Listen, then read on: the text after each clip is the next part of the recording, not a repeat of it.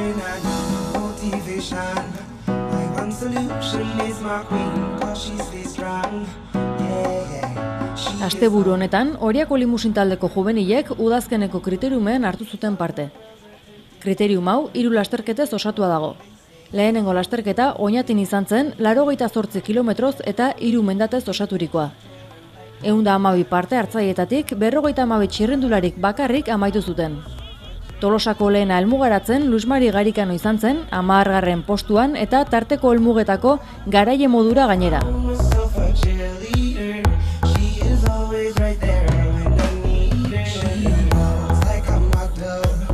Egun berean, arratsaldez Oñatin bertan, bakarkako erlojupeko ospatu zen.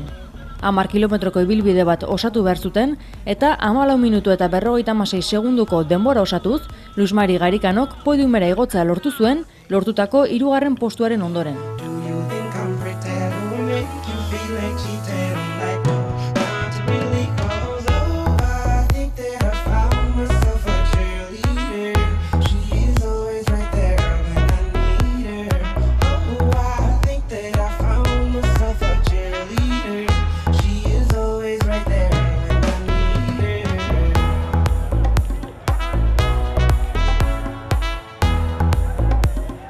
Hirugarren eta azken lasterketa igandean Ibarran jokatu zen, 23. San Bartolome saria.